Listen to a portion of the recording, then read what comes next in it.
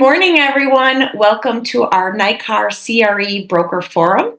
This is an opportunity for commercial real estate practitioners to advertise their number one need. We especially invite brokers who can come on and advertise their listings, but it doesn't just have to be for sellers. It could be buyers, sellers, landlords, tenants. Whatever your commercial real estate need is, we're here to help you. That's our number one priority. And, we can go to these coffee and networking breakfasts. They're all really great in getting to know each other. But this is a forum where we're really trying to help promote each other and work with each other because it's about co-opetition.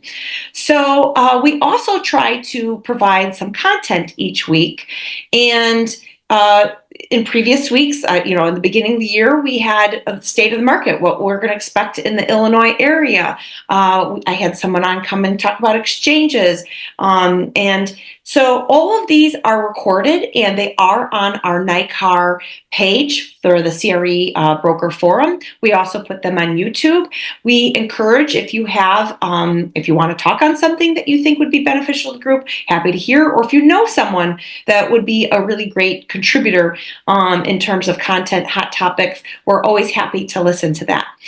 And everyone is also welcome to put their information in the chat, put all your contact information, something that you're going to be advertising. Happy to have it all there and advertise. I do ask that when we are presenting that everyone turns off their camera and mute themselves to not interrupt. And our presenter this week is Craig. Is it Capilia? Is it Yes. right? Okay, so he has been helping NAR with updating all our contracts and forms. And so certainly we would love to have input from all the brokers and commercial practitioners that are participating and members of NAR. So he's going to kind of go over some of that information and explain why it's really important, because everyone thinks, oh, is this just a residential thing that's happening with NAR? It's not. He's going to tell you a little bit more why you should be paying attention. And he will afterwards, after he gives us a presentation, be happy to answer your questions. So, Craig, without further ado, I hand it off to you. Thank you very much. And thank you for the invite. I appreciate the opportunity to come and speak with everyone here. I will give a little bit of background really quick. I know some of the folks on here, you've met me, you know me, you understand where I'm coming from on this. For the rest of you who are here and or who are going to be watching this video at some point, some of you are wondering, why do we care what this guy has to say? So I'll give you a little bit of background on that. So as Theresa just mentioned, my name's Craig. I'm an attorney. I am here in the north suburbs. My office is in Northfield. I have been with this firm in some iteration now for, I would say probably about 12 years. Before that, the prior 4.5 years, I was the licensing prosecutor. At one point, I was the licensing prosecutor, and then we started putting a team together, and so there were several of us. But at IDFPR, handling all of the licensing matters for what is now the real estate division of IDFPR. So all of the broker licensing concerns, all of the appraisal, home inspection, all of that stuff. I was on the governor's mortgage fraud task force for a period of time during that duration. And so a lot of my private practice now is focused on defending professionals, licensed professionals and entities in licensing complaints and regulatory concerns, as well as working on compliance matters. I do sit on the board here at NAR. I think I'm going into my 3rd year now as a board member. I'm appreciative of being able to assist that. I represent a lot of individual licensed brokers as well as brokerages. We've helped a number of them update their template documents to comport with what's coming out of this NAR settlement.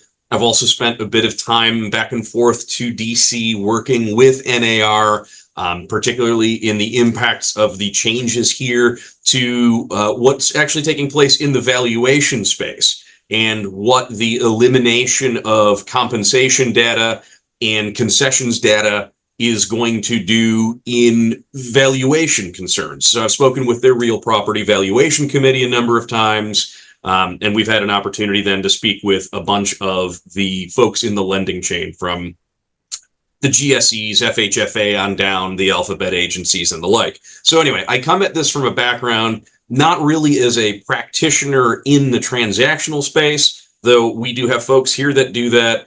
I really come at this from a regulatory perspective and a liability perspective. And that's what leads us into the conversation today. Obviously, we've known for a while now that, first of all, we've known for years that the NAR and copycat lawsuits had gotten fired up dealing with primarily residential concerns, that there was, first of all, a DOJ investigation and then a number of lawsuits around the nation that ultimately got certified as class action to address compensation practices in real estate, and specifically the NAR and a number of the larger nationwide brokerages that you're aware of.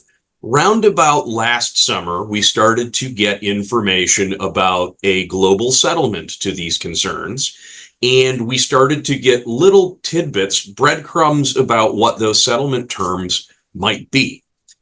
They involve practice changes for anybody who's a covered individual under this NAR blanket settlement, which means if you're a dues-paying member of NAR, you're covered by the terms of this. So if you are a real estate broker that is paying dues to be a member of a local area association or NICAR and up the chain to IR and further up the chain to NAR, you're covered by these terms. Now, the intent of the settlement terms themselves is primarily residentially focused. And so I'm sure most of you at this point, if not all of you, have been hearing that as of August 17th, so really as of 10 days ago, there was a significant practice change to enact all of the NAR settlement term changes that were coming forth.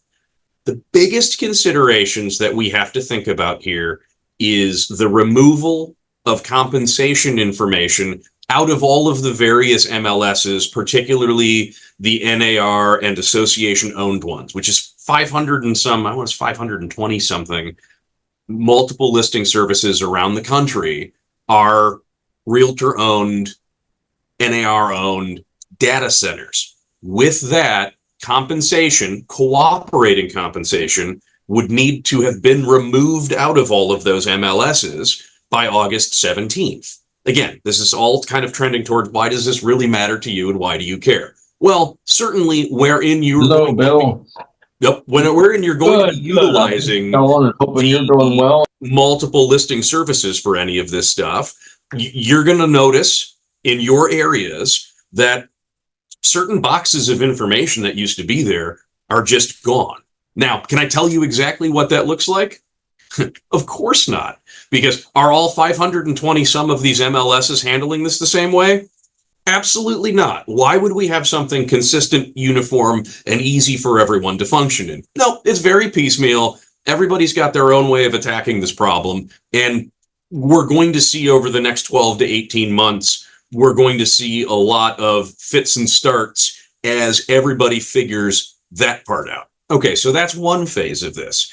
And another phase of this, if you all haven't had a chance to look at it yet, I am actually going to put up on screen here, before your eyes all glaze over, I am going to put up on screen here, this is the settlement agreement that is published and available. So if you go out searching for it on Google, or if you go right to the NAR webpage, you can get a copy of this settlement agreement. This is the April, quote unquote, final version that is still awaiting approval. And it's up for approval as of November. But this, you can go get all 110 pages, 109 pages of this, and you can grab a nice bottle of wine, sit down, read 109 pages of this, and you'll get to about page 4 before you fall asleep. But where it gets interesting is section H details, these are the practice changes that are going to be coming as a part of the settlement terms. And all of these practice changes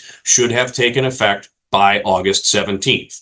Starts talking about making offers of compensation, prohibiting that, prohibiting other agents from making offers in the MLS. So this first segment of everything is about what information is going to be detailed in the MLS.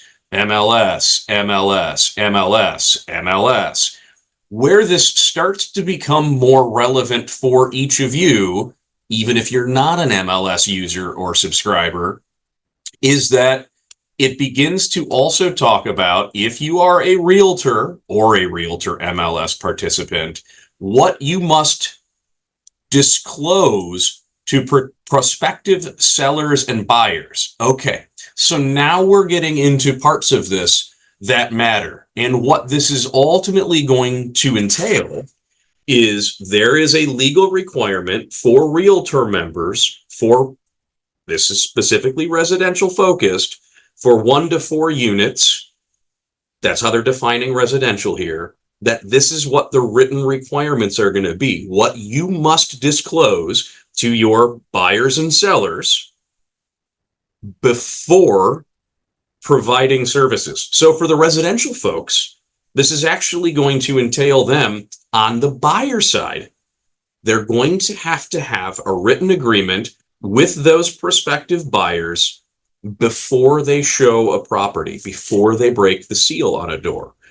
For the listing side folks, for the sales brokers, you're already going to have a listing agreement in place. And in that, you're going to have to detail, one of the features of all of this is detail what the compensation might be for that. So on the residential end, we're cautioning buyer's agents in particular, make sure that you've actually got some agreement with your buyer to get compensated in some way. It's not as much of a deal for you folks on the if total commercial side focus on this, because you're tending to deal with traditionally savvier, more sophisticated clients on both the buy and sell side. And you're typically dealing with, for better or for worse, you're dealing with attorneys in the mix much earlier in the process. So many of these things are already going to be worked out before you're really out there offering services and the like. But I want to turn the discussion away from the NAR bit a little bit. I'm going to show you one more thing on NAR, and then we're going to get away from that a little bit because we still have to do the part about why do you care about all of this? So I'm going back to sharing the screen here. The other thing that NAR has done a very good job with is they have a regularly updated NAR settlement FAQ page. So it is publicly available. So even if you're not an NAR member, if you just want to familiarize yourself with what's going on with this, who's covered by it, what are the practice changes? Now, understand it's being written from a perspective of NAR, which is we're all fine with this. Everything's fine. No big deal. You're all set. You've got this, folks. You can handle it. So it's a very happy, positive look on it, but it is also a pretty good compendium of what's going on and why. Okay, so enough on that. Now, why do you care? This next bit that I've put up on the screen is Senate Bill 3740. Senate Bill 3740 was introduced in the spring session this year, passed both chambers of the legislature, and actually went to the governor's desk earlier this month. It has now been signed and enacted. So this is going to be the change to the Illinois license law for all licensed brokers. This is not residential. This is everyone. In good old-fashioned IDFPR tradition, they do not in any way separate or segment the difference between commercial and residential. In their book, a broker is a broker is a broker. And so all things applying to brokers apply across the aisle. And so these are the regs that are going to kick in as of January 1st of 2025. Specifically, agency relationship disclosure. That's the part that's relevant to our section here. There's also other segments about how do you get licensed and interstate portability and all that stuff. All valid as well. You may want to read up on that. That's Senate Bill 3740. The part that matters for you is what you see underlined is the new language being inserted into the license law. The name or names of designated agent or agents on the written disclosure, which must be included as a part of a brokerage agreement or be a separate document, a copy of which is retained by the sponsoring broker for the licensee and company records, and a copy of which must be provided to the consumer or client. That is the language update that is going to require now, in no later than beginning to work as a designated agent on behalf of the consumer, you're going to have an agreement in writing of which a copy must be presented to your client. Okay? And it's going to have to include the terms of compensation and any amounts offered to cooperating brokers who represent other parties. Okay, so this is actually the first time it's enumerated in the license law that in all such instances, there will be a written agreement that is circulated before brokerage services, before licensed activities are to occur. And again, on brokerage agreements, here's the new inserted language as well. A sponsoring broker, your entities, entering into a brokerage relationship with any person shall set forth the terms of that relationship in a written brokerage agreement. The brokerage agreement shall specifically. Okay, so again, that establishes now that everyone will have a written agreement effective 1/1/25. That's the part of the conversation that tailors this all back to why should you care about this? It's because Illinois does not distinguish between residential and commercial brokers. And so they have updated the license law largely to comport with the settlement terms, but they are making it uniform across residential and commercial brokers going forward that everyone must have these written agreements. Now, a lot of the brokerages have their own documents. A lot of the local area associations that are primarily focused on residential folks have their own residentially focused documents. As Theresa alluded to earlier here, we have actually been cleaning up the slate of NAR specific commercially focused documents, which I need to find out where they are in the pipeline. But in any event, in the coming days, we should have a release of commercially focused documents that are available for use to NAR members. And I'm going to throw this one caveat on there. Actually, I'm going to throw two caveats on there. One is understand that they are intended to be compliant with the requirements, but be a bare minimum. There are better documents out there.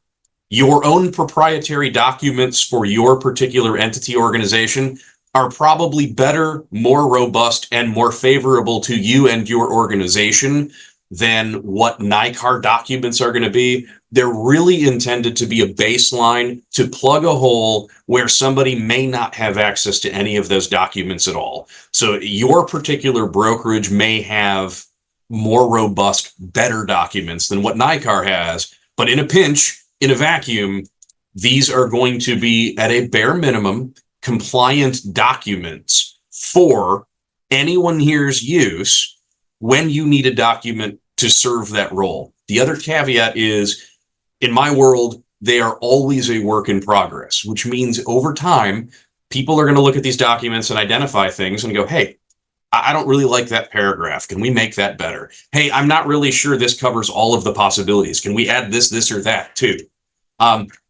Yes, the answer is always going to be yes for that. It might not be immediate, and it might not always cover all things. But if you're using any of the NAR documents as they hit the website and are available to folks, if you're using any of the documents and you identify anything that you're like, hey, I think we could do this better, or I think we could add this, or I think we could delete this, there is a vehicle for you to put that through to the board, specifically to the forms subcommittee, and get those concerns, questions, and all of that considered so that we can always make sure that these documents are being reasonably updated and maintain their usefulness for folks. So, okay, I just threw a lot at you in a short period of time, but that's basically my stump speech on what got us here. Why do we care about it? Where is it going? And so certainly if anybody has any questions for me, I'm happy to field a few, and then we'll let you folks do business. Awesome. Thank you very much, Craig. If you have a question, can you please use the raise hand, and I will call in the order that I see the hands raised. I have a few questions. We had a contracts and forms group in NICAR, and can you tell me what kind of contracts we can expect soon versus later, and as we roll out? So what's there for us? Yes. So in order to try to meet, I don't want to be super reductive about this, but that's basically what I'm going to do here. In order to meet the bare minimum requirements of what's going on with the settlement and make sure we are all teed up and in place for any of the changes that go live on 1/1/25. The documents that are first in the hopper and are actually at a polishing phase at this point, so they're just getting finished up and ready for posting, we are going to have 6 documents first that hit the web page for NICAR members to utilize. There is going to be an exclusive sale or lease listing agreement. So we've got the sell side and the landlord side covered. We've got a notice of no agency for those circumstances where we're going to have to specify that we are not acting as your designated agent in this scenario. So be advised, you should not share confidential information with me because I can't keep it confidential for you. So for the first time, we're going to have a NICAR branded version of the notice of no agency. We are also going to have the buyer/tenant brokerage agreement. So we're going to have both sides of the transaction covered on that one. We're going to have a simple sales contract, a fill in the blank sales contract available for folks. Again, I don't know how much mileage that one's going to get, because typically when you get into more complex matters and you're getting into LOIs and you're all, the lawyers are already in the game and they're going to be drafting more robust contracts. But for anyone that's out there that is interested in just a simple fill in the blank contract, we're going to have one of those available.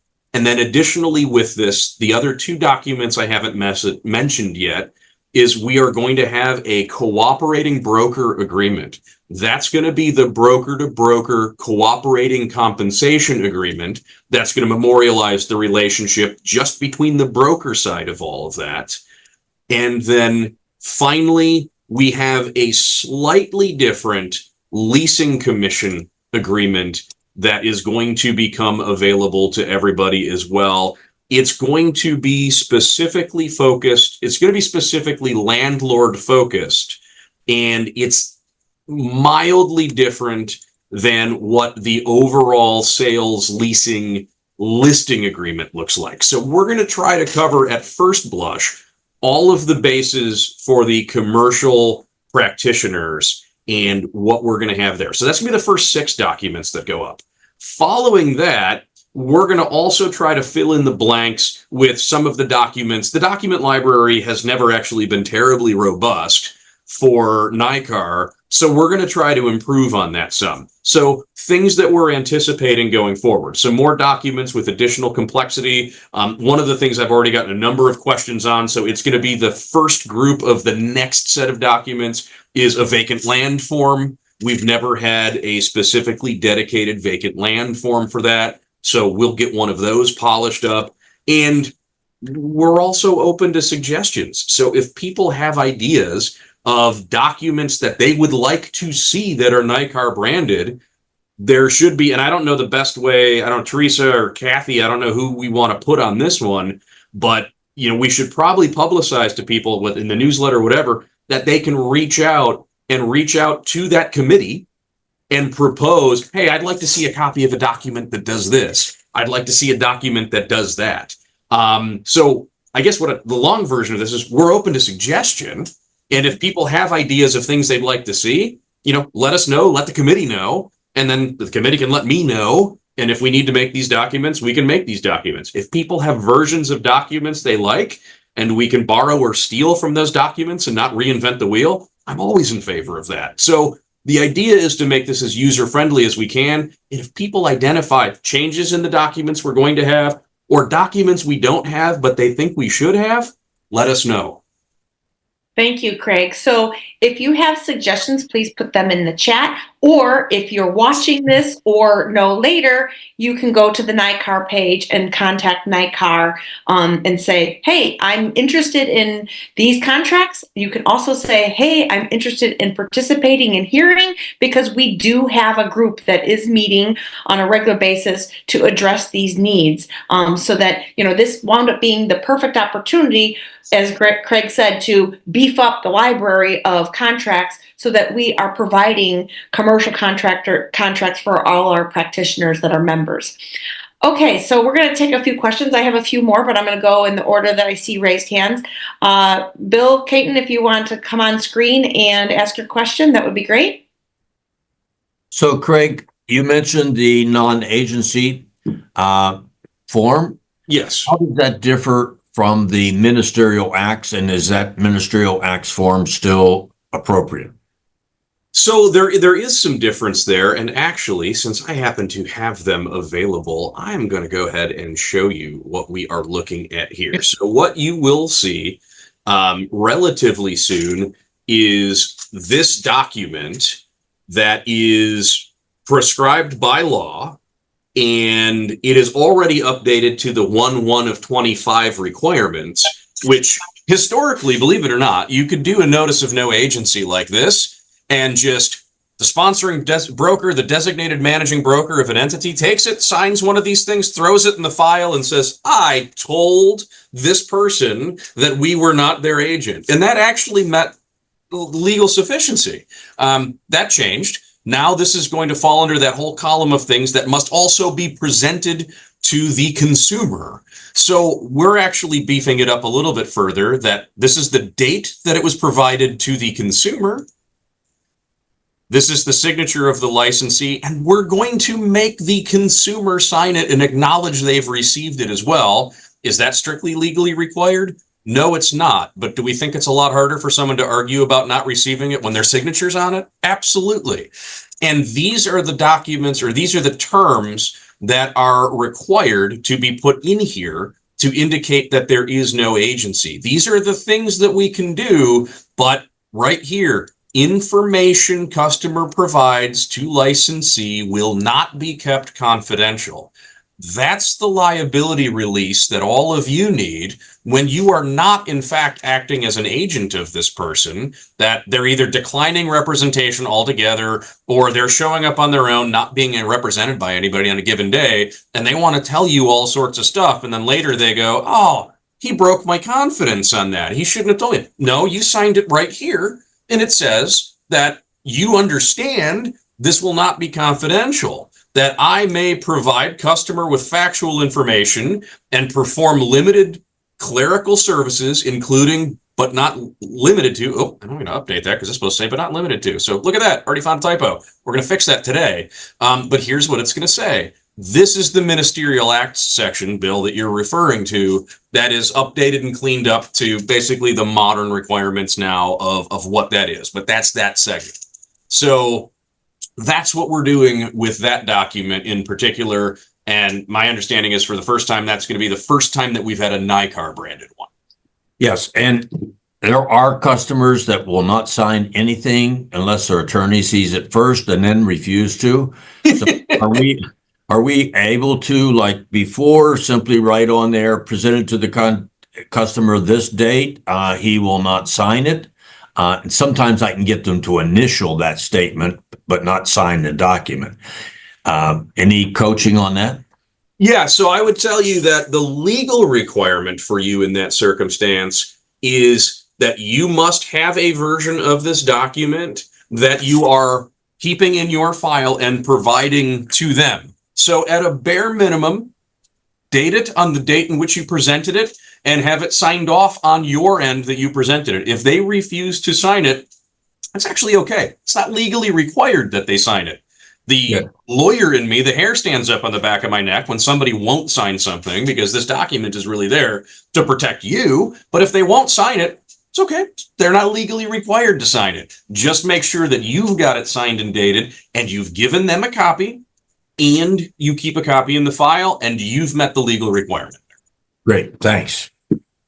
Thank you very much, Bill. Dr. Mustafa is next. To note, if you go on the NICAR page and where to contact us, there is an email that says info@nicar.com. So I feel like that would be sufficient. It will get filtered to the right person, just so there's no confusion in who to reach out to. Dr. Mustafa, go ahead. Yes, I have. Craig, did you indicate that there are buyer representation agreements that we have for commercial? And the other thing is reciprocity. You mentioned something about reciprocity in that the new laws. Has that Correct. changed from Illinois to any other states? Yes, I'll touch on that second part really quickly, but to answer your first question, yes. So there is a buyer agency agreement that has been drafted and is just getting polished up now. So there will be that agreement that goes into the library as well for the buyer side of all of this. So we'll have that part covered. To your question about reciprocity, it's not going to be a straight reciprocity, but what you're going to see, and like I said, I'm going to skim over this really quick because it's actually, I want everybody to go take a look at what the language is. But here's the license law. This whole section about brokers, managing broker, licensed in another state, endorsement requirements, same thing plays for broker licensed in another state, that if you have a license in another state and you have the functional equivalent application process requirements there that Illinois has, this is going to structure the manner in which now you only need to pass a test on the Illinois specific functions of the license law, as opposed to having to start over and retake all of the general parts and do all of that. So there's a lot more process-oriented detail about how that is going to work. But understand, you can see by all of the underline here, that whole section of the license law is going to be new, effective 1/1 of 25, for what you can do if you are already licensed in another state and trying to become licensed here. So again, that's the first major revisit they've had to any of that. Oh, heck, since probably the 2009 rewrite that went live in 2010. But that is... it's worthwhile for everybody to go take a look at. I would imagine Illinois Realtors is going to put out an FAQ or a primer on that at some point. They've discussed it a little bit so far, but it's primarily been focused on the NAR settlement overlap aspects of it.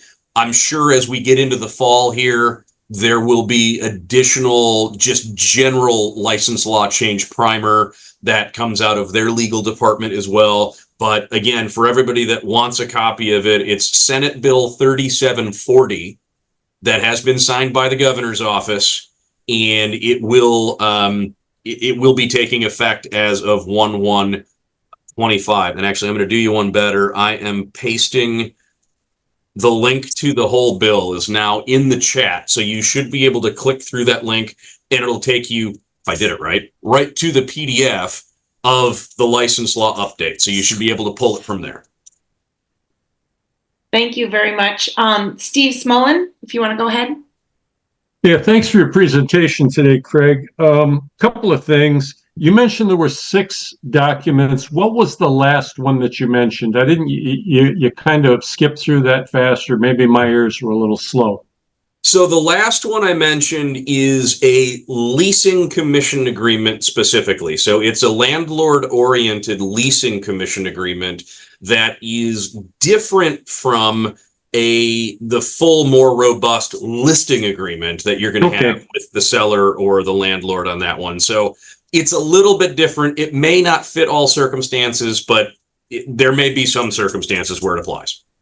Great, thank you. I appreciate that. On the suggestion side, I'm a small shop. I have been for most of the last 35 plus years now. I created for our own office, for our own use, a document, just a Word document of common writers that we could just pluck the language out and pluck it into a letter of intent or whatever the case. And I to be tremendously useful. And the concept you mentioned of it meeting the very, very bare minimums, you know, I still to this day am a great fan of the old Chicago title docs because they were simple. Sure. I mean, Keep and it that's simple. one of the concerns that we always have with this stuff is if I can get you an agreement in 4 pages, or I could get you an agreement in 19 pages, which one is everyone going to pay attention to? You know, when I talked about earlier, when do those eyes glaze over?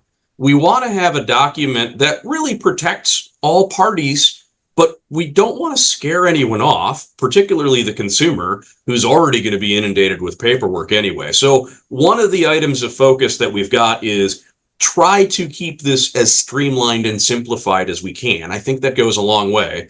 The other one that I have to be careful because this is being recorded, but I'll say it anyway. You know, the old joke is, how do you get a judge to agree with your contract?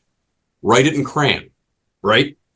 That's the concept that we try to carry over through all of this too, is get all of the stilted language out of it as much as we're able and write it like people would speak to each other so that it's understood by the participants. And I think if you've got that going on your end as well for your shop, I think that goes a long way towards making it an easily repeatable process so that you're doing the same thing every time and everybody's getting protected. You know, the thing that I've experienced throughout the Chicago area, I'm in the Chicago area, and actually across the country, is realtor board docs spend more time protecting realtors than they do constructing transactions. Chicago Title didn't do that. I don't think that's our job. I hope that you will continue down the path of simplicity, because the lawyers are going to come in and backfill all the rest of that important stuff. By the way, one of those riders that I have, actually, I think it's the first one on our document of riders, is the attorney's approval rider. They're going to make the modifications. They used to say modifications except price and basic fundamental terms. And now the local realtor board contract, whichever one, doesn't actually say that. They can change the whole deal. Yeah. I mean, I would like to say it's everything but price, but I know some people go even past that. Anyway, I appreciate it. Suggestion, the writer's doc. Thank you for your time. Thank you. Thank you, Steve. Alan? Hi, thank you for putting this on. I've been really wondering how this settlement is going to actually affect practice. I've been a commercial broker for almost 50 years, but last few years I'm kind of winding things down. I basically still have some clients that have me leasing offices and commercial space. However, I still end up with some clients on the tenant side. And I have to say, I have basically just, taken my chances, and been relying on the listing agent to have get a commission agreement from them. If it's not in the MLS, if it's an outside MLS broker. So I've never really had that compensation discussion with tenants and buyers, because I pretty much relied on getting paid from the ownership side. And I guess that's what this entire settlement is all about. The people who sued the NAR were trying to separate that. So is there going to be forms that we will be able to use for tenant repping, because I'm going to have to start having that discussion early on with people? Yes. So the buyer/tenant brokerage agreement is going to cover that space, and it's going to, in order to complete the form, it's going to require you to have that conversation about compensation structure. And it's going to consider, I mean, look, nothing is preventing anyone here from working for free, So you can take that all the way down to 0, or you can take it to some percentage of. You can take it to, this is what you're agreeing, tenant, to compensate me, and I'll try to retrieve that from the list side, from the landlord side. But in the event that I don't, you're still responsible for paying me X. And we're going to use X and Y here for antitrust reasons and all that stuff, or, 1 banana, 2 banana, that kind of thing. But we're going to have that information out there and available in that context. And it's also going to have to contemplate, and this is important, if I'm able to generate 2.5 bananas from the list side, and my agreement with my client, my buyer or my tenant, is that I'm eligible to receive 2.5 bananas, great, we're simpatico. We've got all of that. Now, what if the other side is offering cooperative compensation and is actually offering me a higher cut than what I had negotiated with my own buyer or my own tenant? You're only allowed to accept the amount that you've agreed to with your client. So if there's more available, there's an overage, you're limited. And so I'm glad this conversation is working this way, because an additional document that's going to get thrown in this is going to be a rider or an amendment, an addendum to your buyer side agency agreement, that if you're eligible to receive more from the other side than what they were responsible for paying you, you can come back to your client and go, hey, can we amend just this term for my compensation so that I can get that extra half a banana or whatever the case might be? And Frank, can't you just do that up front, though? Can't you say, okay, up to 2.5 bananas, but if the seller is offering or the ownership is offering me more, I'm able to accept that. Why do we have to go back later?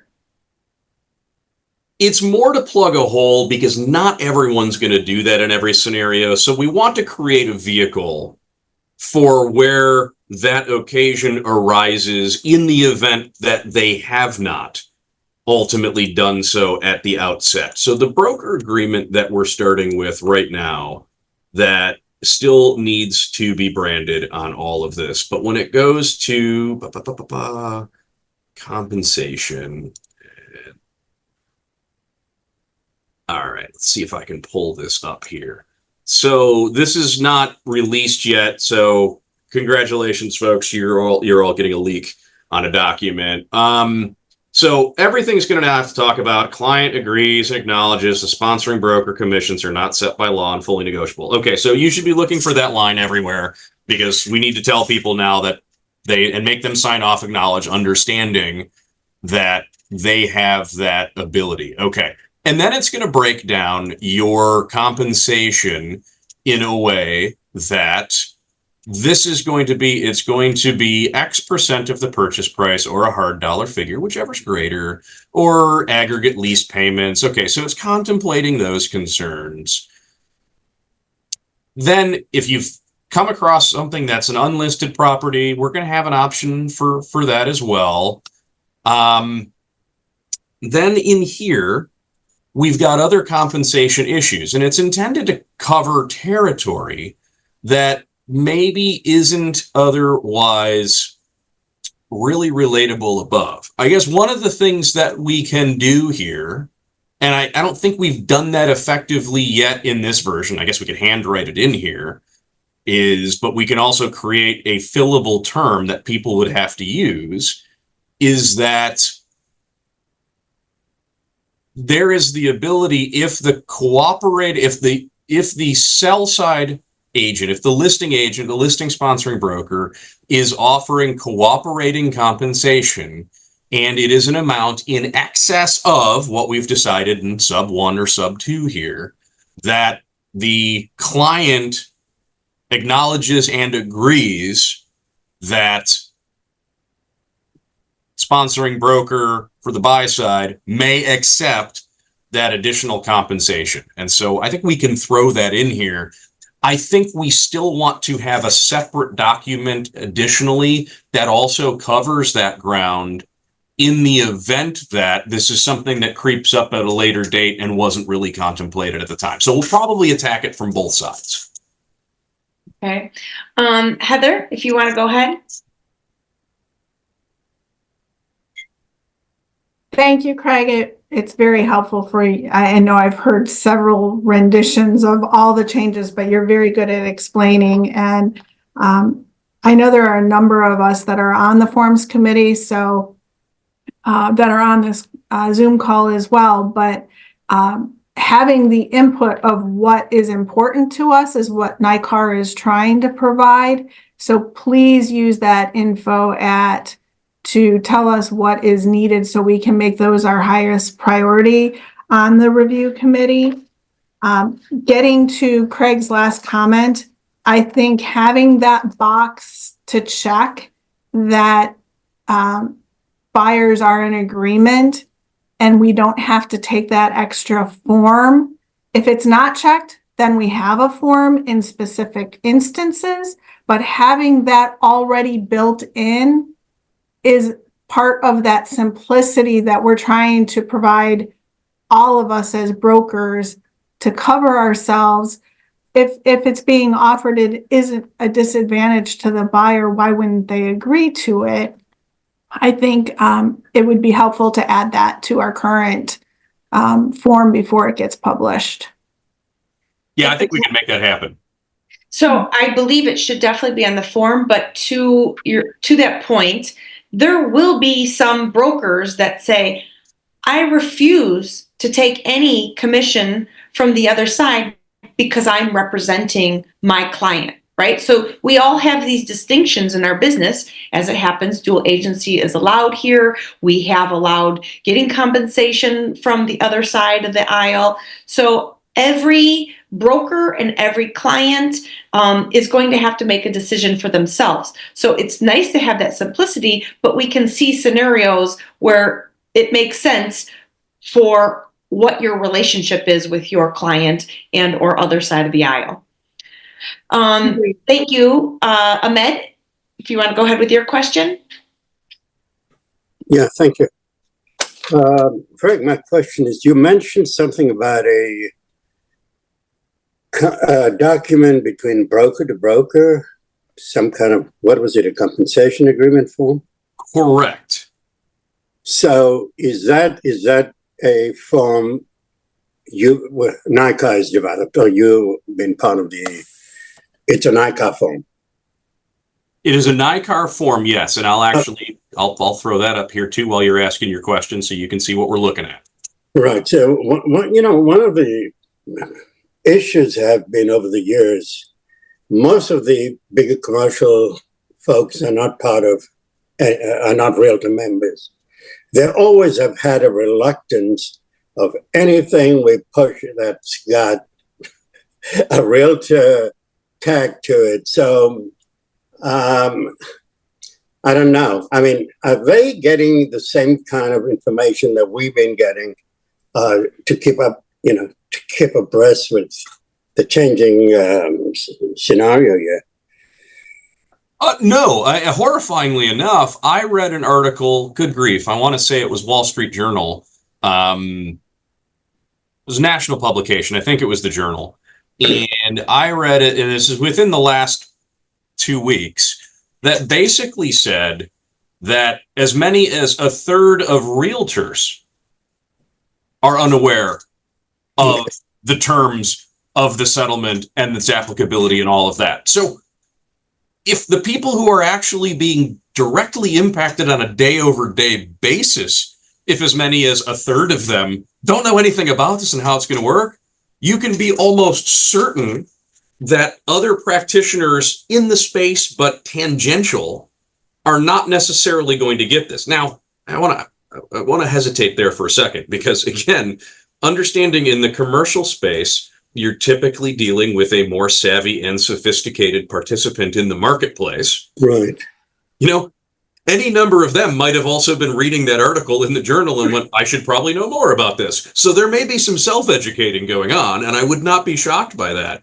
But no, one of the biggest components of this to me, and this is all aimed at transparency and disclosure, right? If you really want to break it down to its most basic tenets, it's about transparency and disclosure for all participants. One of the biggest hurdles that's going to have to be cleared in all of this is not something that you're going to find in any settlement term or in any update to the license law. This all goes back to how are we communicating all of this to the market participants so that they understand that there have been changes, there are requirements, this is what it means for us, and this is what it means for them. And that communication part is hard. I'll tell you, when word of this started to break about what some of these settlement terms were going to be, and I was dealing with individual brokerages, particularly their residential teams, the amount of running around, wailing, gnashing of teeth, and garment rending on the buyer side of, do you mean I'm going to have to talk to my buyers about the fact of how I'm going to get paid, and I'm going to have to tell them why I should get paid? Yes. I mean, to me, that seems fairly basic, but that was a novel concept. There is a whole segment of the realtor pack, all 1.5-ish million members or not, whatever the number is nowadays. We can't even get the number of members out of them anymore. But whatever the real answer is, there is a whole pack of folks that entered this space primarily on the back of, I'm being a little bit glib here, but primarily on the back of watching HGTV shows and thinking that was the role that they were jumping into immediately, that have gone into this space, and they are, for better or for worse, they are your peers. They walk among you, and they've never actually had to consider, how do I market myself? How do I sell my skills to a client? What is my value prop? Why should somebody hire me to do something for them? And what is that thing? It's an overwhelmingly residential problem, but now we're all reaping the whirlwind of that. I don't expect that all of our clients, as savvy and sophisticated as they might be, I don't expect them to know all of the nuance of what's coming with this stuff. And so the communication of that up and down the chain to clients of all levels is going to be significant. The good news here, though, is in many cases where there's reluctance of those clients to change things, there is a good old-fashioned fail-safe answer for some of these. And it's, just blame the lawyers. The law changed. Well, why do we have to do this? I've never signed that document. I understand that. But as of January 1st, the law requires that I have to have this document. Hey, I don't like it either. I'm sympathetic with you. We're side by side on this concern, but the law says I have to have it. So I'm sorry, I'm going to need you to sign this document for me. And we're each going to keep a copy because the law changed. A lot of people are intimidated by using that as an excuse, but good Lord, no, blame us. That's what we're here for. We caused this problem. Now you all have to explain it to them as, the lawyers made me do it, the law changed. In some cases, with the most reluctant and stubborn folks, that might be the only answer that gets it through, but you have to do this. It's the law now. And that's going to help some of those conversations. Thank you, Craig. Thank you. Thank you. We'll have Ellen ask the last question, and then I'll have Craig wrap it up. Maybe he could tell us about the greatest risk, best practices, or something else pithy that he wants to share to summarize. That'd be great. Go ahead, Alan. Yeah, I remember when Illinois introduced the designated agency laws, and that was a big change. Yes. Going forward. And we all got used to it, and we all had to start explaining why people had to sign these extra documents. But one thing that I remember from all of that, it was my understanding, maybe I'm wrong, but that the law basically said that the source of where the brokerage fee comes from does not create agency. That's correct. And that is still correct. It is very explicit about that. The fact of compensation or any lack thereof is not what creates agency and the duty of agency. It is separate and apart from that. And that's part of the nuance we've had to sort through in all of this. And in the workup of these, we're looking at documents from all over the country. One of the ones that I look at early on is California Association of Realtors is usually among the first in the nation to publish their annual update of documents. And so they did that this year. And I don't know, dozens of documents their California Association puts out, and 7 or 8 documents were missing. Conveniently, it was all of the agency relationship documents. Like, why would they dump the rest of these documents and not have the ones that everybody was waiting on? Well, what we came to find out in the weeks and months following that release was just because Department of Justice went walking in there and said, we're going to look at you guys for potential antitrust problems, and put a brick on the California Association of Realtors, even updating their own documents. So it spooked them enough that they didn't publish those documents because now they want DOJ going over everything with a microscope.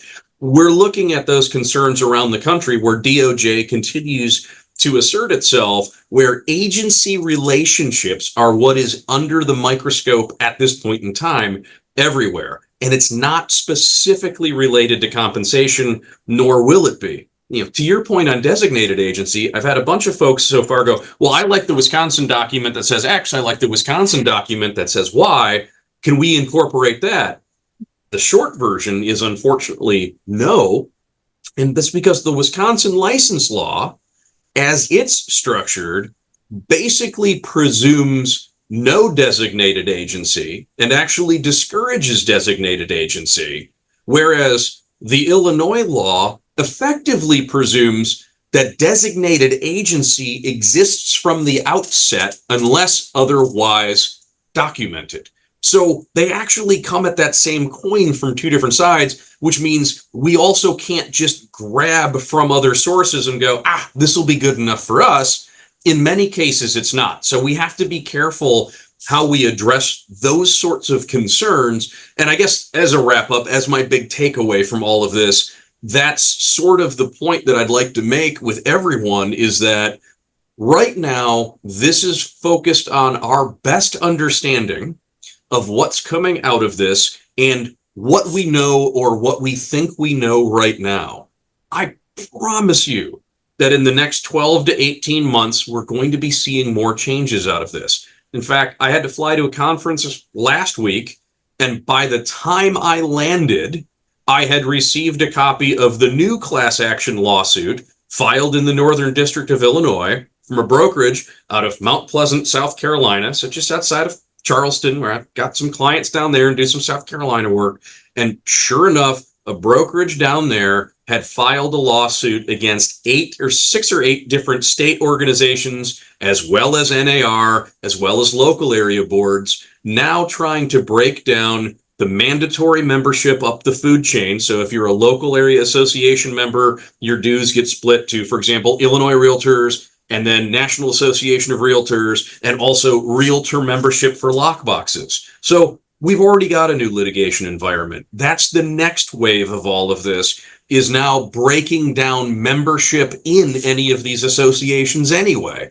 So that's the next thing we're going to have to watch over the coming years, is what's the attack on that?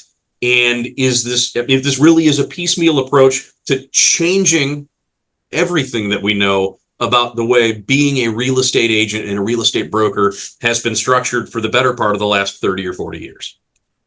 So Craig, can you tell us what best practices you advise on, and then give us any other closing comments?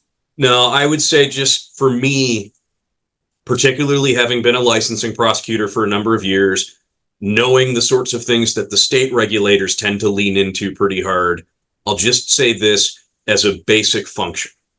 Nobody has ever gotten in trouble for disclosing and documenting too much. It's really that. When in doubt, get it in writing, that everybody understands what's going on. And so if you're lost in the wilderness on an idea, but you get it in writing and everybody signs off on it, it's really hard to get yourself in any trouble. And that's what all of these changes are aiming at. Transparency, disclosure, and documenting that that has occurred. Use that as sort of your fundamental what or your fundamental why, and you're going to really struggle to actually get yourself in trouble. Just get it in writing. Thank you very much, Craig. I appreciate all the information you gave us. This will be on the NICAR webpage, the CRE Broker Forum page, the recording, as well as the NICAR YouTube station. So you can tell others to reference it that weren't able to make this session. And if there are additional questions or suggestions for contracts and forms, we highly recommend that any individual commercial real estate practitioner write in to NICAR, the info at NICAR. It's right there on the NICAR page. And we're happy to listen because we're making a lot of changes right now. So this is good timing if you would like to see some changes in our organization. And I encourage everyone to stay on after we end this recording because it gives brokers an opportunity to advertise their number one priority, whatever it may be. So I thank you everyone for participating and look forward to seeing you again. We host this at the end of every month, the last Tuesday at 10:30 a.m. and always open to suggestions. Ciao for now.